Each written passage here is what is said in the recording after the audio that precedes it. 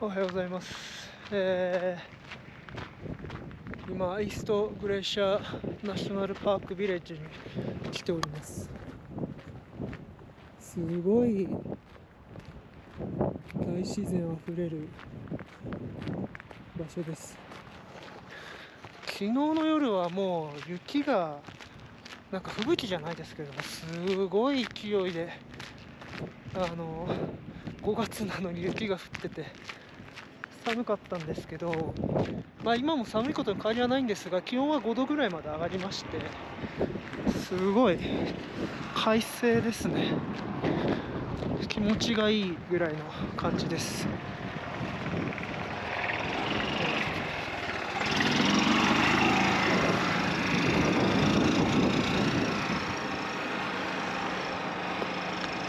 このロッジもなんか素晴らしい、綺麗ですね。ただやっぱり、ホテルの人とかと話したところ、やっぱ観光自体は6月中旬ぐらいからにならないとほとんどオープンしてないらしいので、人が全然地元の人しかいないですね。やっぱここで降りる必要なかったかなって今ちょっと思ってる感じです。やることがあまりにもなさすぎるし、5度とはいえやっぱちょっと寒いので、あんまり外歩き回ってると凍え死ぬんじゃないかなと思ってます。いや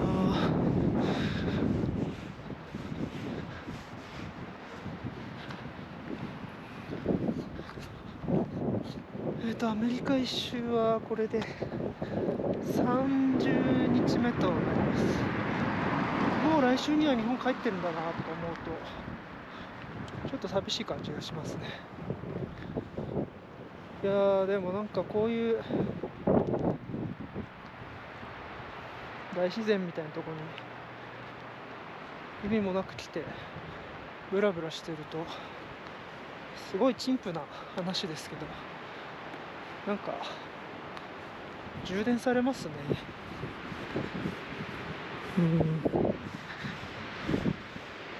帰ったらちゃんと仕事しようかなという気になってきます。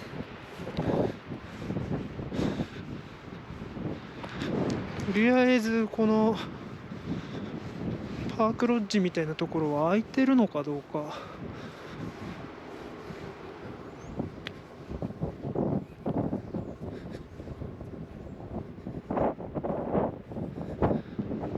エンパイアビルダーの説明が書いてありますね。エンパイアビルダーってすごい名前ですよね。帝国を建設するって。確かにそんくらいの意気込みでこのモンタナとかを切り抜けてシアトルからシカゴまで電車をつないだんでしょう。やっぱりロッジクローズドってなってるもんな。やっぱこの時期っていうのはここは全く空いてないんですね。やることが何もないな。どうしようかな。クローズドフォーザシーズン。そりゃそうですよね。ここら辺はホテルの人に聞いたところ、8月とかでも雪が降るし、雪が積もったら9月10月とかはもうかなり道を封鎖しちゃうそうです。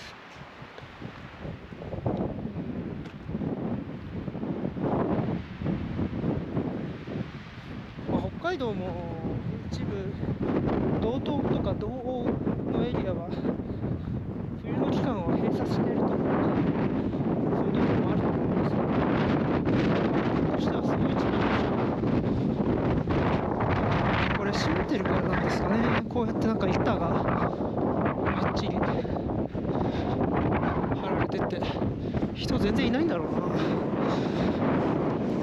れであと1ヶ月ぐらいすると多分人が戻ってきてこれを開けるっていう感じなんでしょうね。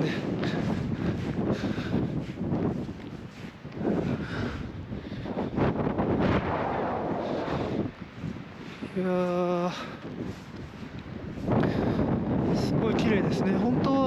の方まで、2時間ぐらいかけて車で行くバスのツアーがあって、それが非常に有名だそうです。赤いバスに乗って、2時間、まあ、長いコースだと半日とか1日ぐらいかけてこのグレーシアナショナルパークを回るんだそうです。けどまだオープンしてないので、いや本当だってガラスがバンバン木枠で埋められてる。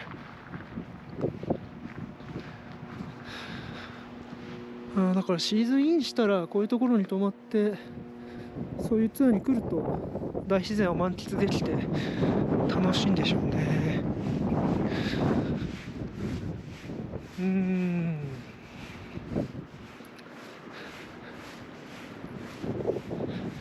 参ったもんですね。やることが何もない。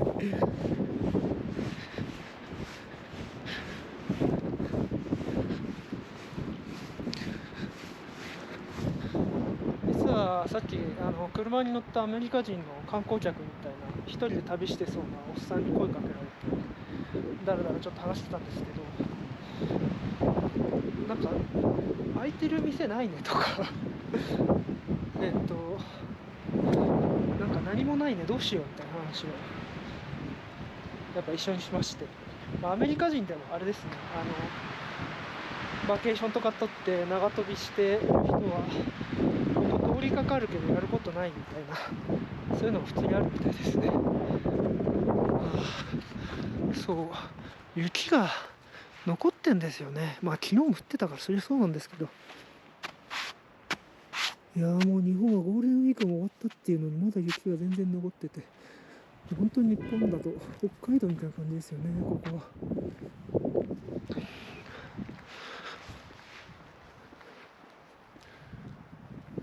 でもこのロッジは立派ですね。木造だ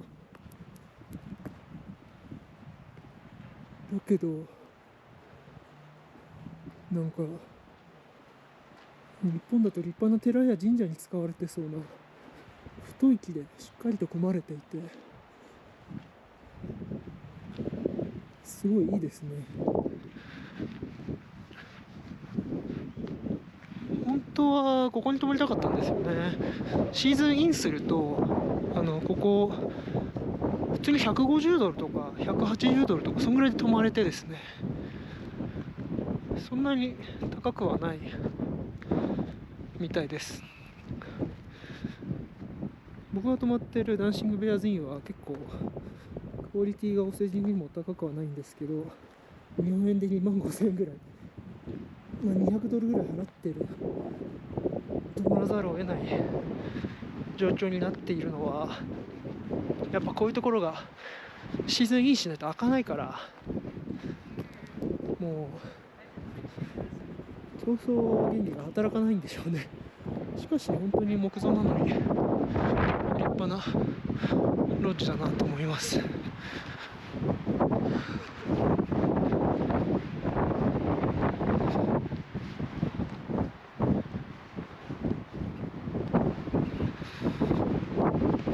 さっきから風が強くて寒いですね。なんかこれちょっと日本の鳥みたいな形になってるな。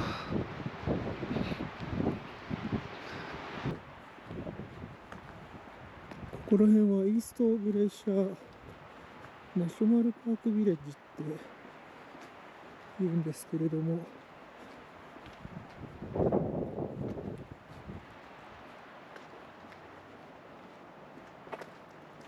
夏になればこういうロッジにお客さんが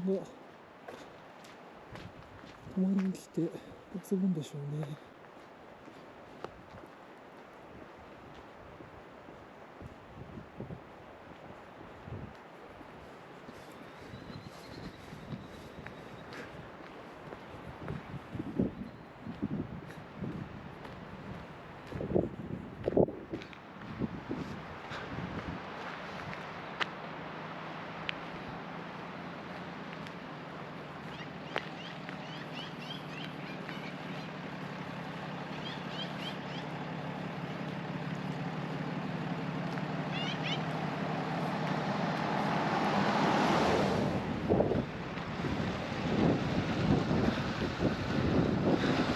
あちら側が駅で、こちらの方に歩いていくと、グレイシャ国立公園の方に入っていく形となります。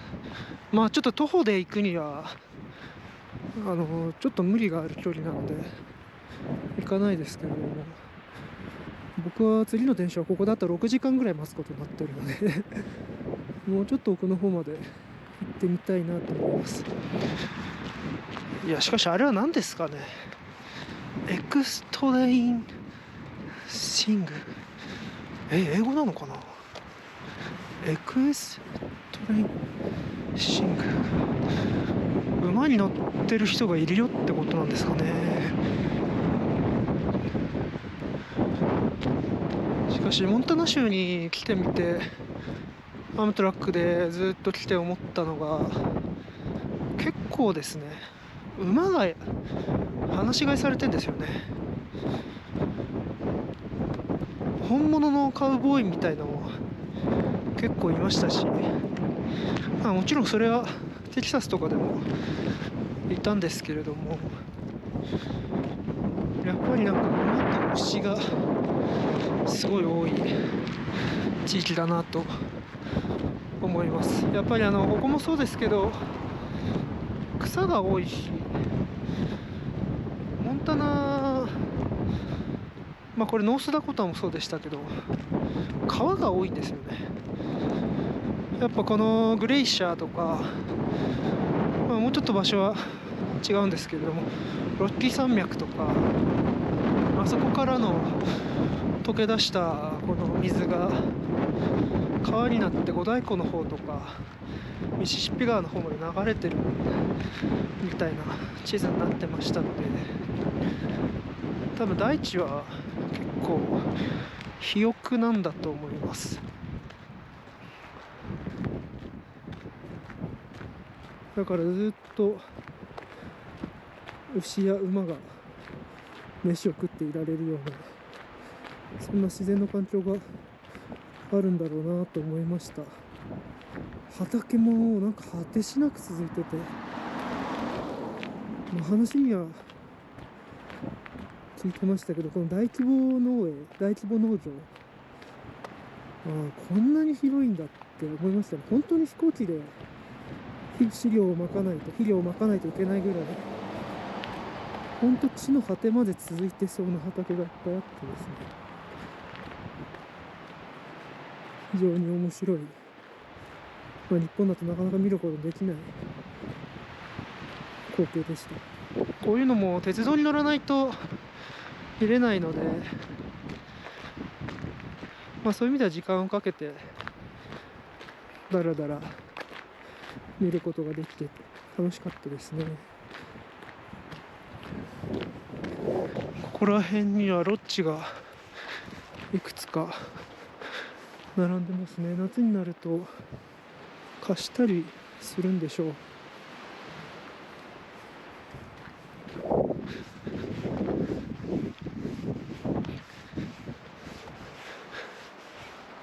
でもがっちり閉まってそうですね、今は。しかしここの地域はオフシーズンだとまだまだ板でがっちり閉めるんですね。これは防犯なのかな、それともなんかオフィスって書いてあるけど開いてるのかな。防犯なのか、雪とか風雪で窓ガラスが割れないようにしてるのか分かりませんが、いや、これは開いてないな。井戸があったんだ。なるほ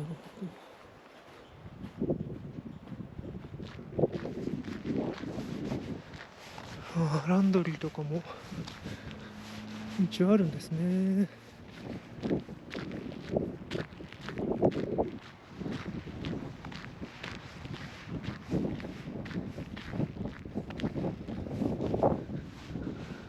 こうやってデリとかもがっちり閉まってるし、グリズリーガス、いや、こんなとこでグリズリー、いや本当に出てくんでしょうね。泊まってるホテルもダンシングベアですからね。いや、出てきたら殺されちゃいますね。あそこは民家なんだ。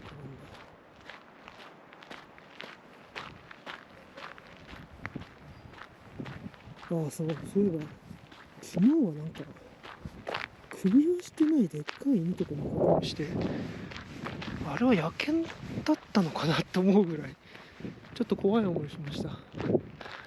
乗った歩いてたのでさっさと逃げてきましたが、2匹も別のところで散歩してたら見かけまして、まあ誰かしらが飼ってる犬だとは思うんですけど、こういう大自然が近いところで首輪してない犬見かけるとちょっとドキッとしますね。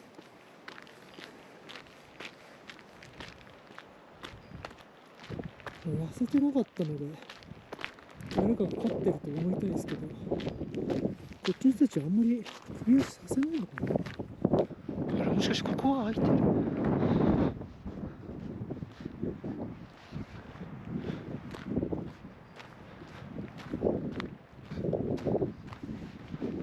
ああ、この小さいコテージも宿なのかな。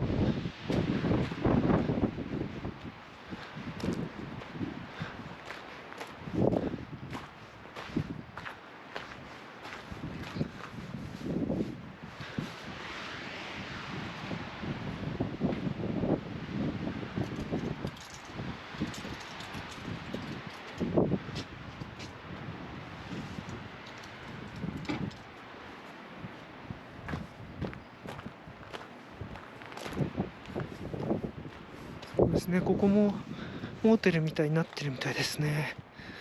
しかしどうしよう。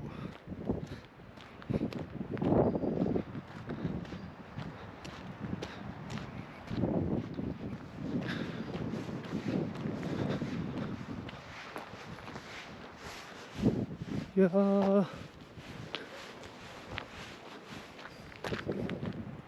う考えてみれば日本のスキー場に似てる感じかもしれないですね。晴れてて雪山に乗っかって残ってる雪がすごい光ってる。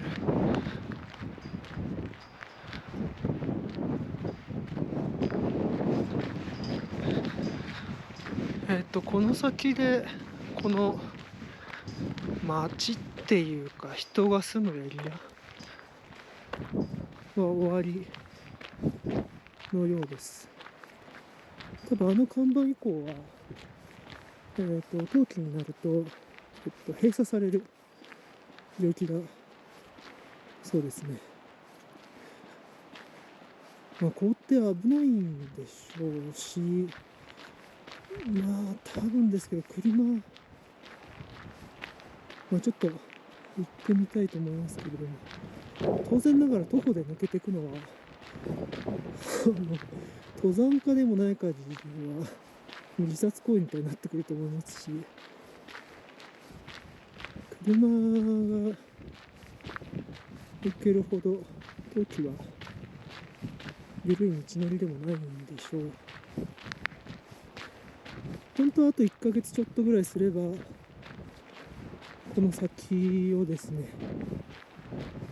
車で抜けるというかバスで抜けるようなツアーとかが先ほどの大きいロッジから出ていたりして、まあ、なんかライジングサンロードっていうのがすごい有名らしいですけども、そういう観光地、私が満喫できる場所まで行くことが可能なようです。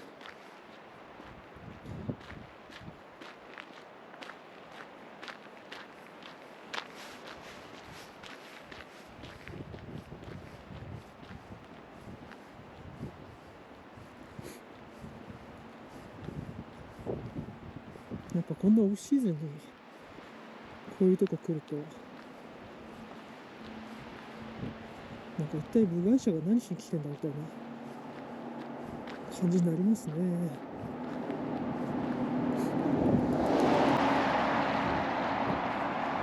なんかアメリカの道路っぽいですね。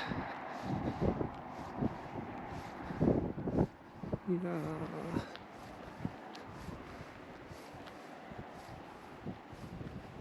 まあ、北海道もこんな感じかもしれないですけど、そっか。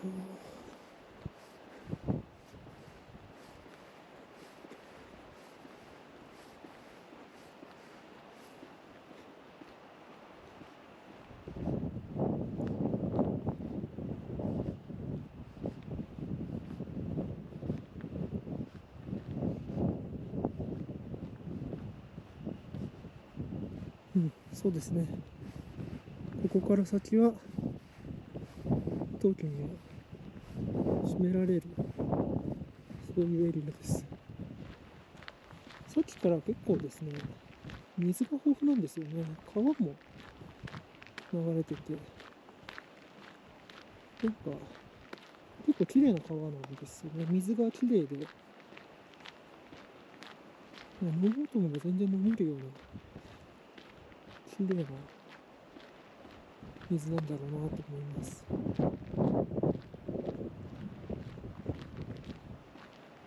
でもこの水たまり見てもあんまりなんか生物がまあいるんでしょうけど、あんまりなんか見かけないんですね、先ほどから。もうちょっと暖かくなったらなんかカエルとか出てくるのかもしれないですけど、あ、なんかいるなんかいる。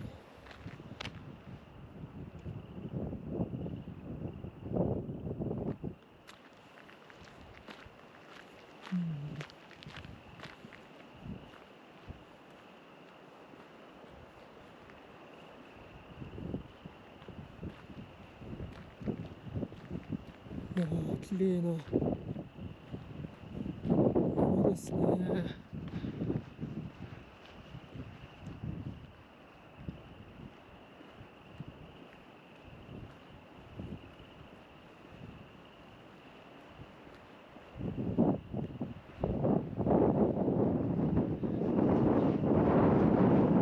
あそこにはなんだろう、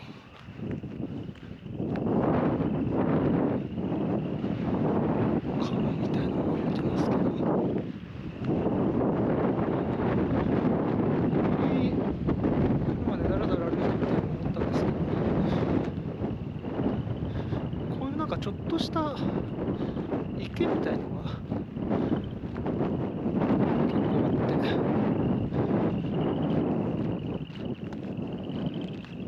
て、水も綺麗だし、なんか生物は住みやすそうだなと思いました。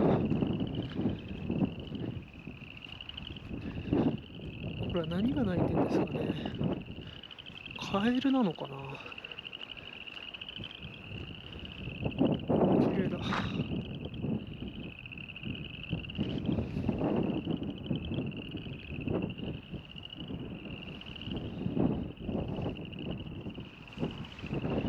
あ、ここ渦巻いてる。へえ。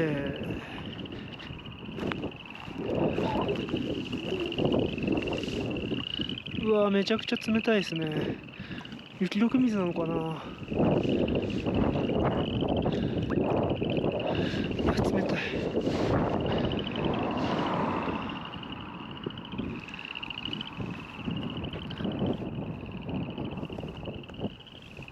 これ以上歩いても特にないんで、ホテルに戻りたいと思います。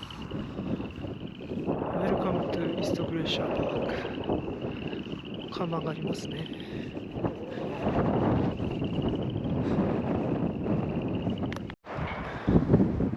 今ホテルに戻ってるとこなんですが、これすごいですね。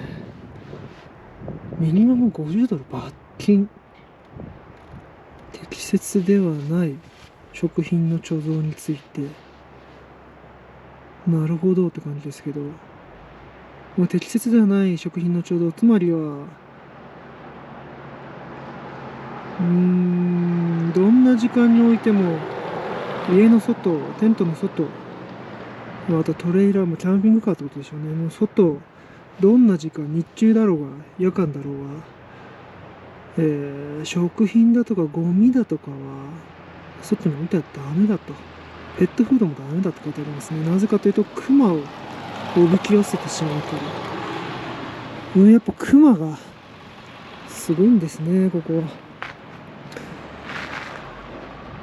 ただホテルの人に言わせればまだほとんど冬眠してる期間だとは言ってました。でもなんかもうすでにこんぐらいになると起き出しているクマもいるそうで、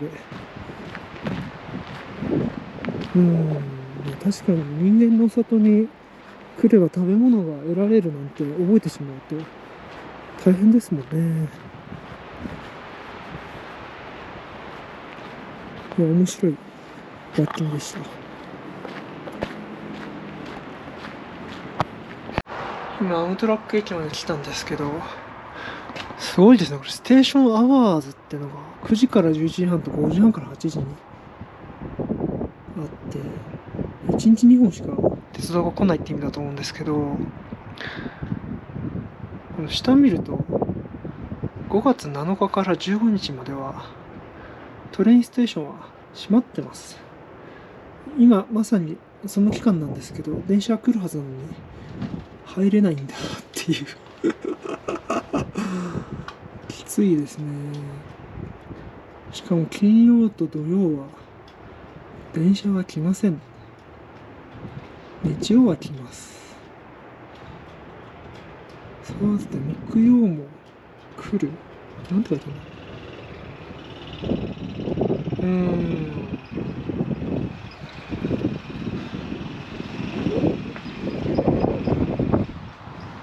本当にやる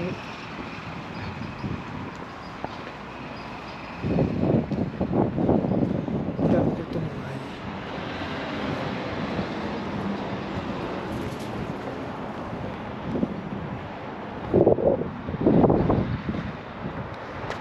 いやー、すごいな。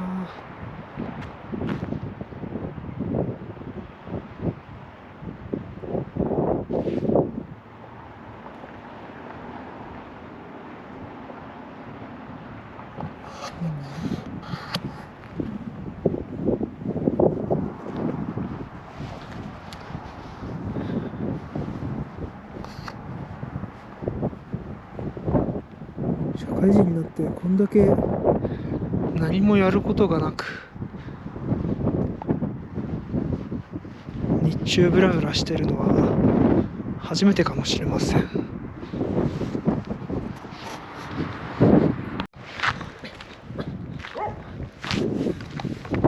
っきからすごい犬に吠えられまくるんですよね。しかも首輪とかつないでない犬が多いからちょっと怖いですね。やっぱ全然部外者が来ない街なのかな。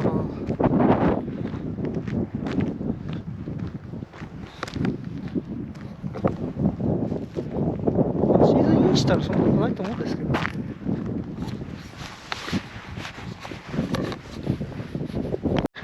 いやー、こういう感じで犬が普通に放し飼いされております。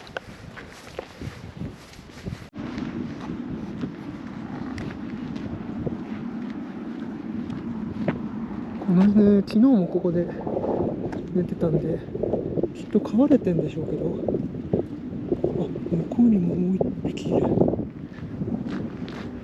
こら辺の人は本当に、あそこにも野犬がいる。野犬じゃないんでしょうけど、ちょっと僕はなんかタイとかインドとかを思い出してちょっと最初怖かったですね。ああ、この犬はちゃんと首輪がしてある。なるほど。ちなみに昨日食べたディナーを食べたサルノスですけど、ここは5時にならないと開かないんで、今この街で唯一やっていたレストランはディナーはここだけ。次はランチを唯一やっているお店に行ってみようと思います。朝9時から2時半までやってる。だから朝飯と、昼飯が食えんのは唯一ここだけのようです。この2メディセングレル、メディセンって何だろうと思ったんですけど、なんか町の名前だみたい。そうですね、まあ、ちょっと入ってみます。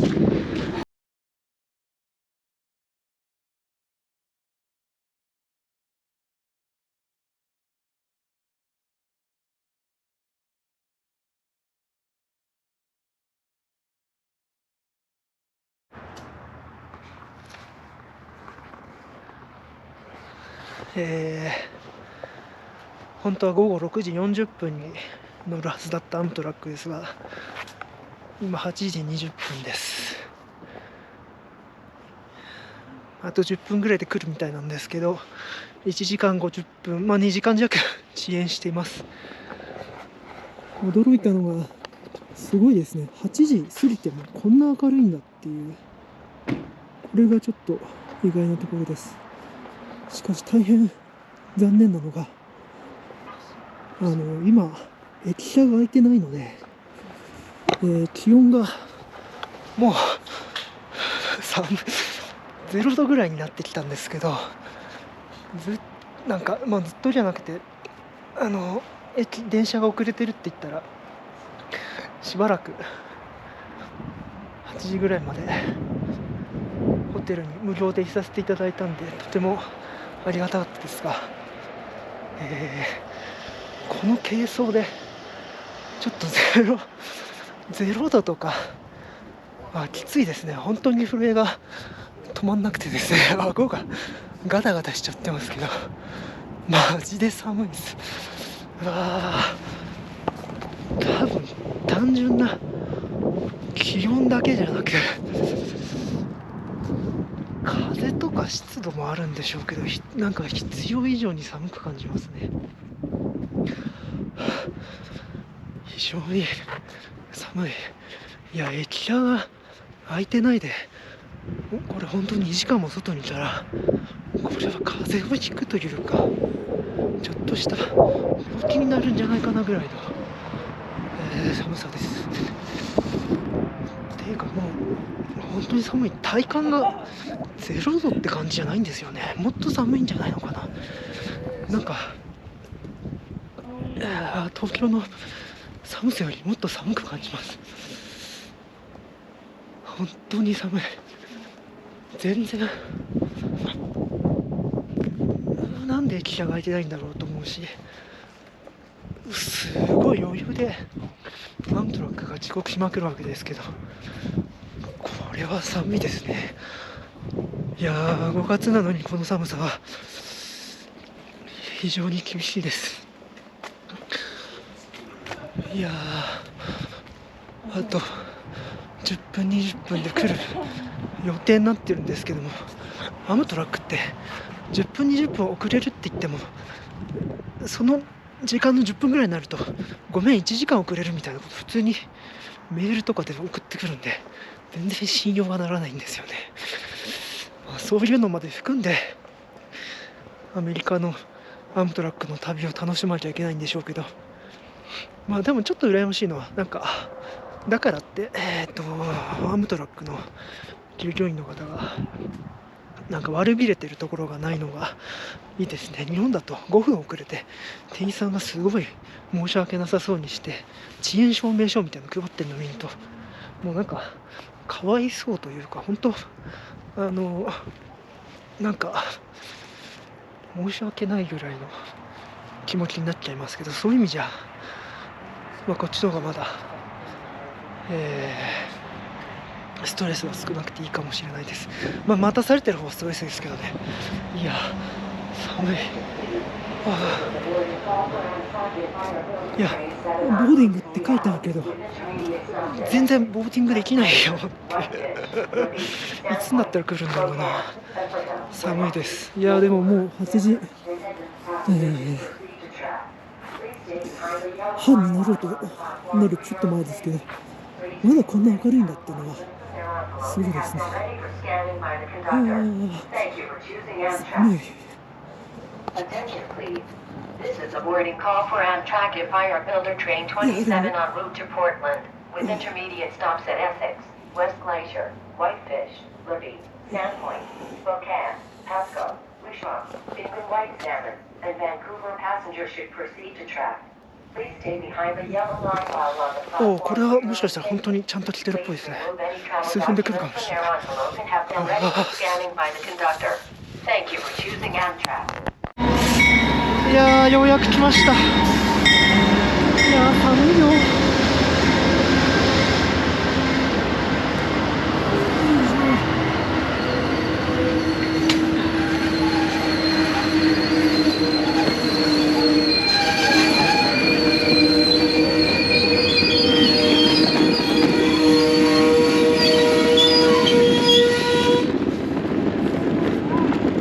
ああ、ボーディングあそこか。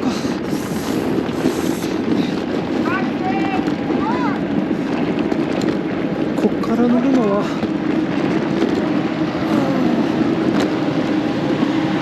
6名ですね。たった6名か。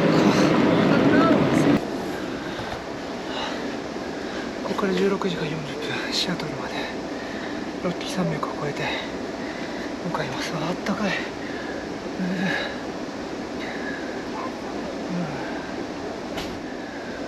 モンタナ州、コノミストグレーシャーパーク、グレーシャー国立公園を越えてですね、ロッキー山脈であるでっかい山の部分を越えてワシントン州まで入ってでシアトルに向かうという形になります。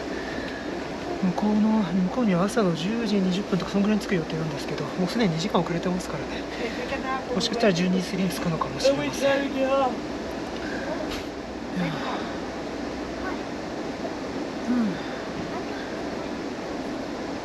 まあ16時間長旅ですが、楽しんでいきたいと思います。というわけで今日は30日目ですね。今日ほとんど何もしない散歩しただけの日でしたけれども、出発しましたね。では30日目を終わります。ありがとうございました。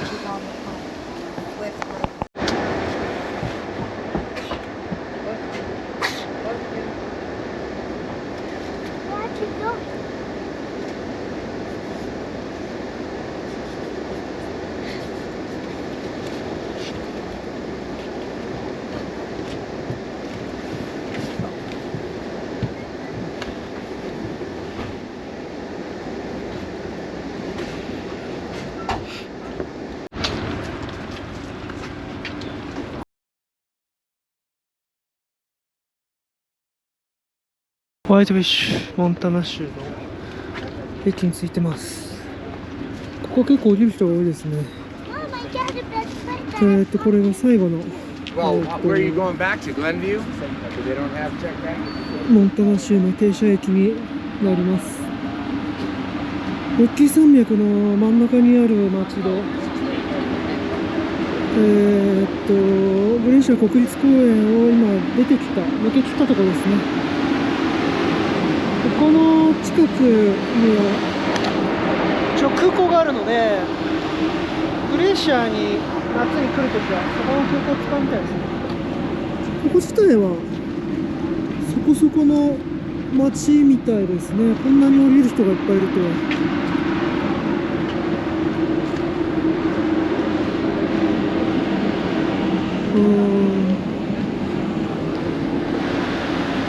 しかし白人比率、それからなんかとても宗教系の方々が多いな。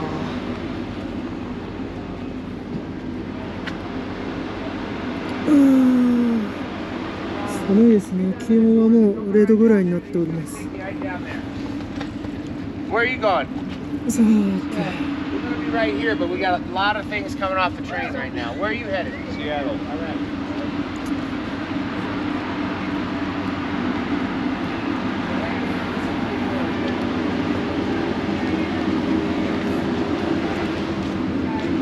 今回アメリカの旅で思ったのは空港が多いですね。やっぱ広大な国だから空の旅が重要なんでしょう。こんなって言ったら失礼ですけど規模の街でも空港を持ってるっていうのはやっぱちょっと考えづらいですけど、